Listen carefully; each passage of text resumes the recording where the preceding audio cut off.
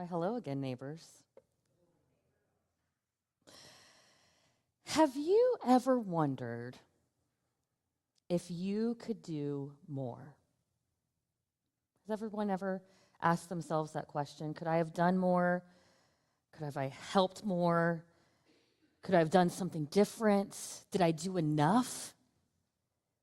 Have you ever wondered, as you look back on your life and asked yourself that question, did I give enough? Anyone?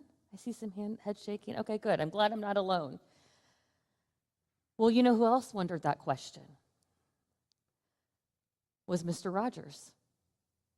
In fact, it is rumored that on his deathbed, he looked at his wife and he asked, "Am I a sheep?"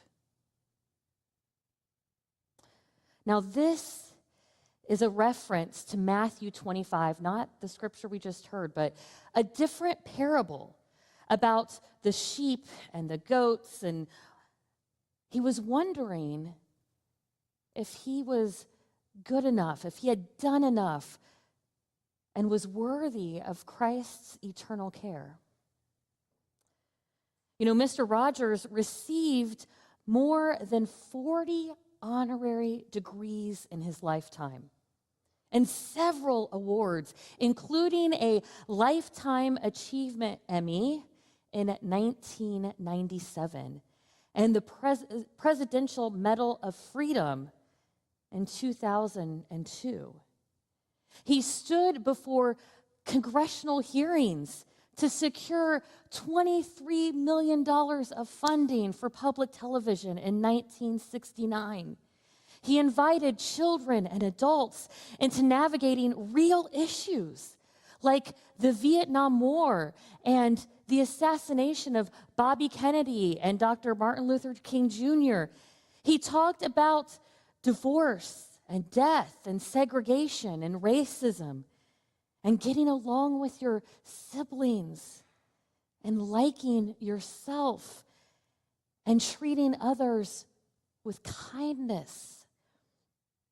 And he preached 5 days a week, ending each message with that affirmation that there is no one else in the world like you, and I like you just the way you are.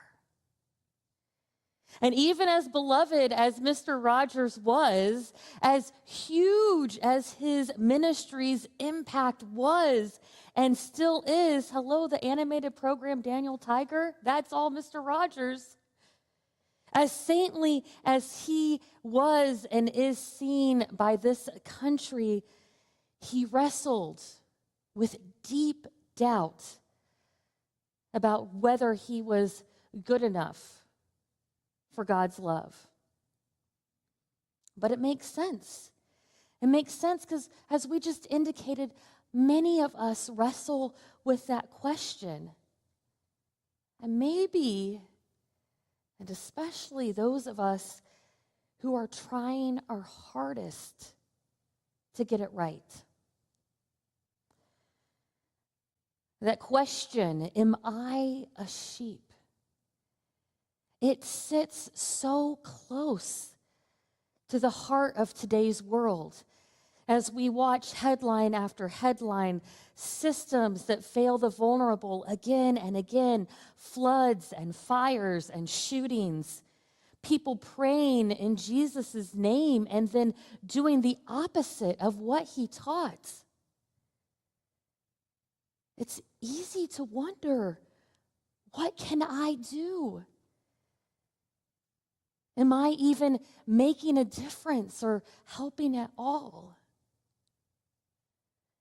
But here's what John 10 gives us this morning, just a portion of what Taylor read. I am the good shepherd, Jesus says. I know my own and my own know me.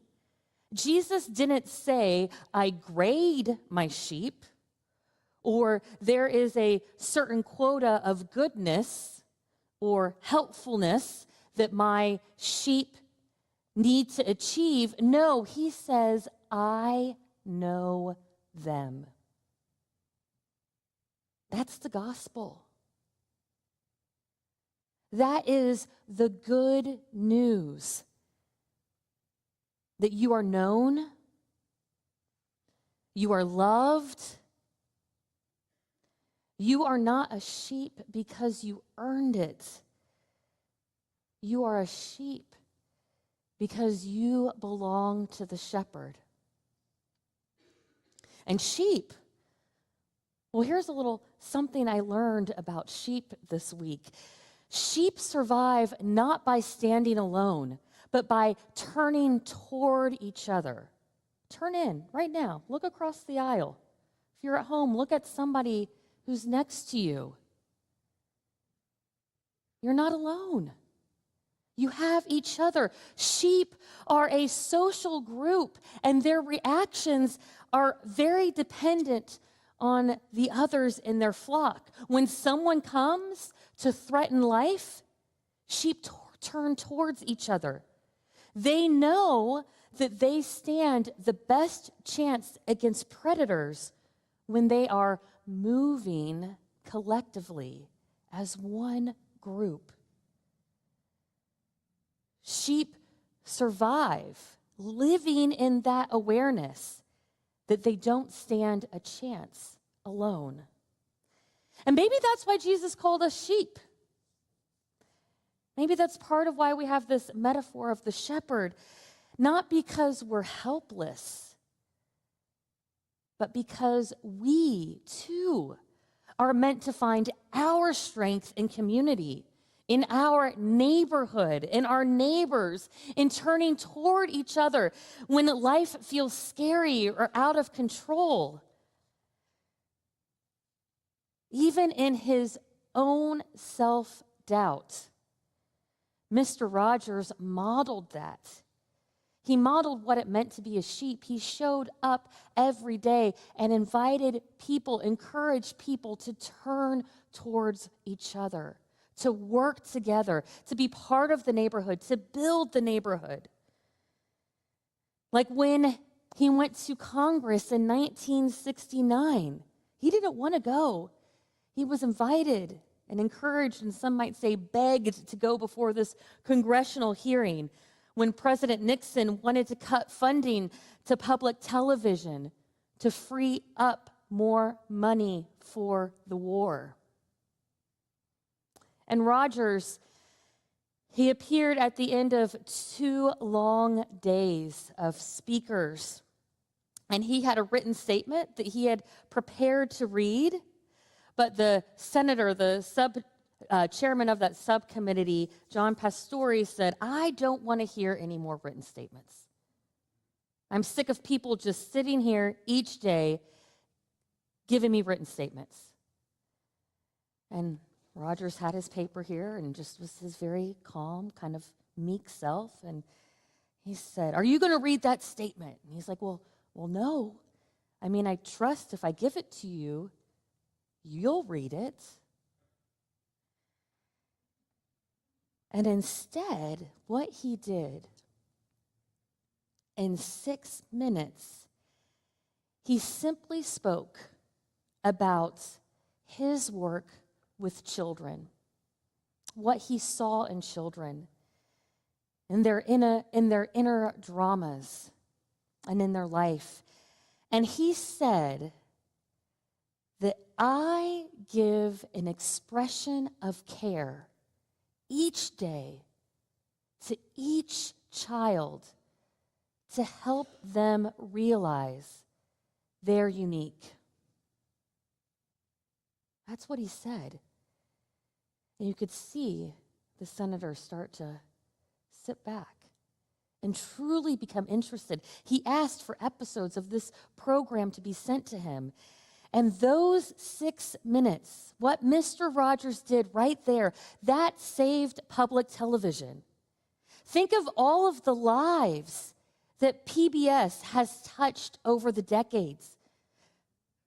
Sesame Street, Reading Rainbow, Butterfly in the Sky. Sorry, I don't know if you guys remember that one. A personal favorite.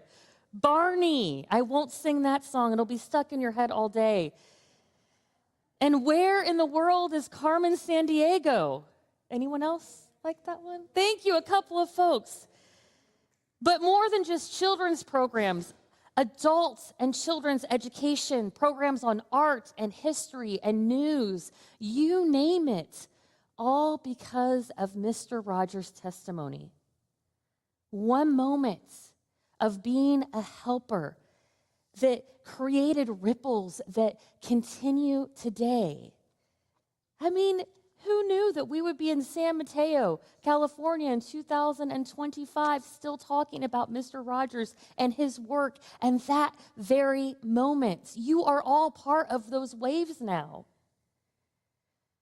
And Mr. Rogers also understood something profound about being a helper. Sometimes the most important work happens when we think we're done.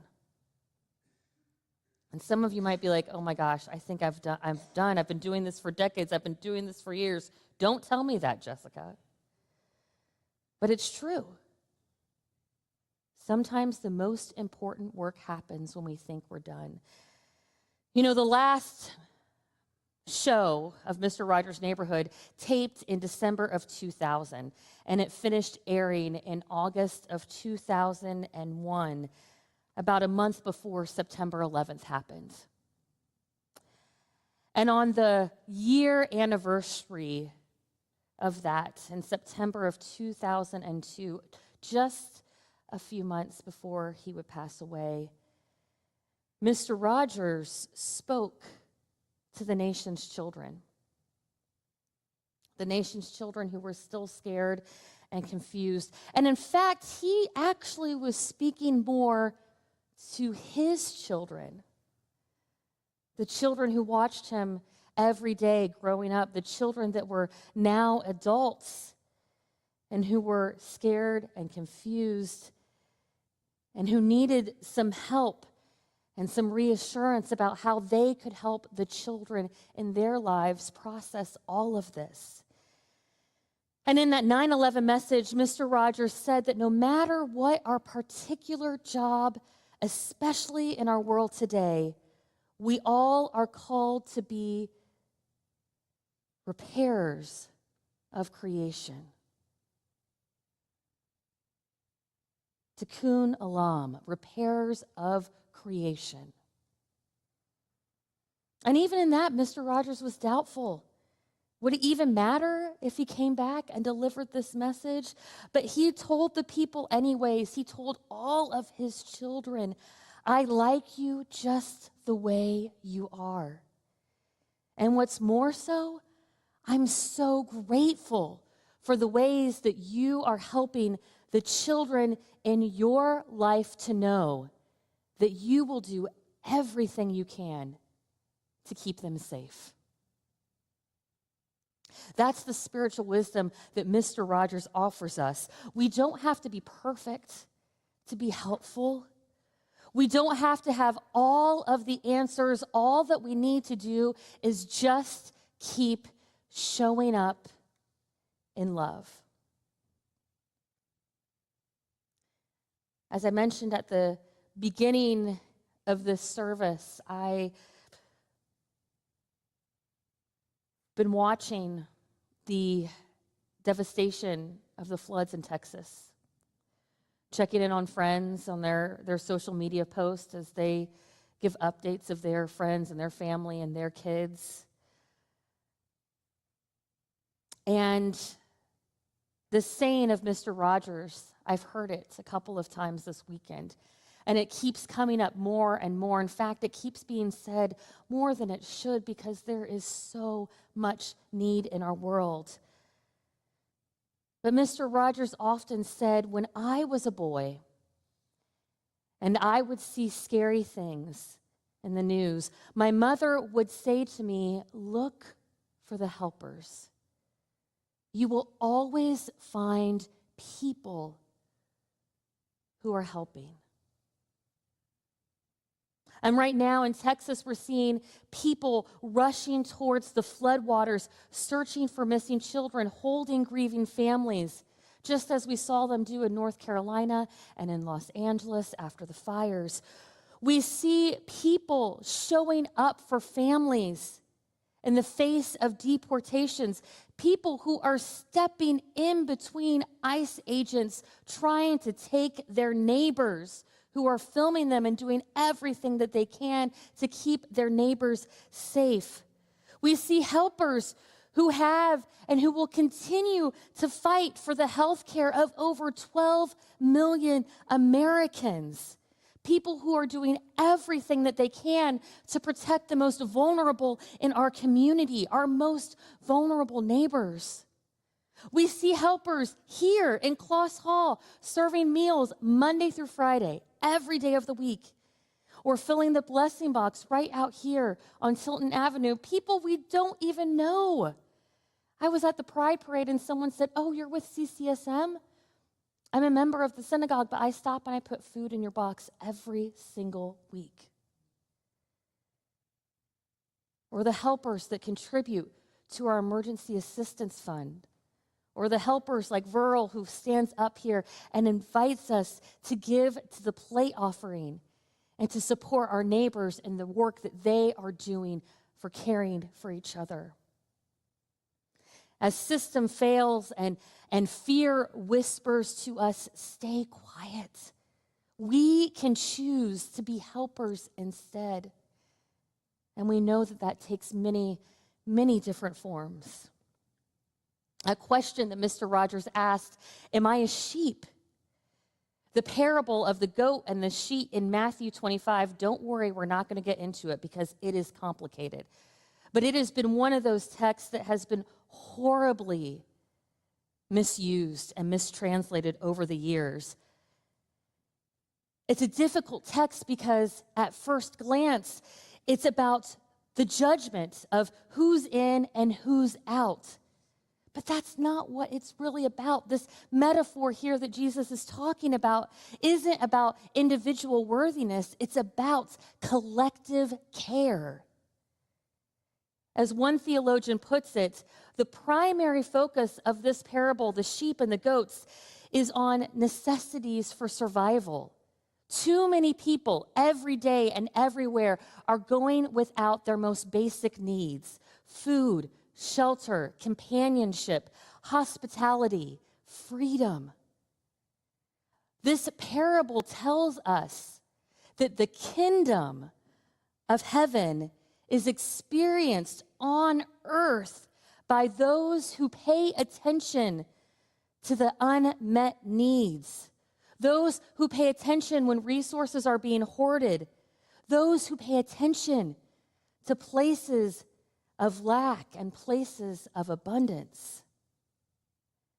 Rogers paid attention, and he kept turning toward the places where children were hurting, where families were struggling, where people felt alone. He wasn't perfect, and in fact, he struggled with perfectionism, with doubt, with anger, at all that was wrong in the world. A lot of those fears and anxieties came alive in the neighborhood of make-believe and the puppets, like Daniel the tiger. But he kept showing up until his last breath, trying his hardest to be the best neighbor that he could. And I wish that I could tell him that he continues to touch thousands of lives years after his program stopped airing. The Good Shepherd knows his sheep, and he calls them by name. And Mr. Rogers spent his life helping others hear their own names. Hear them know that they too are beloved, that they are liked just the way you are. You know, friends, we don't have to be Mr. Rogers because we're all unique in our own way, right? It's a good thing that we're not Mr. Rogers. But you just have to be you. You have to be the you that God has created, the you that God has loved, the you that God is already using to bring about healing in our world. I had a seminary professor that once told me, of all the books you read and all the classes you take and all the workshops that you attend, they all come down to one thing: love God and love neighbor. That's it. That's what it's about. Love God and love neighbor. And when we do that, when we show up in that love in our neighborhood, we are the type of neighbors that Mr. Rogers invites us to be, the type of neighbors that Jesus calls us to be. And that, my friends, is good enough. Because God will use you just as you are and just as you show up to be a neighbor. May it be so.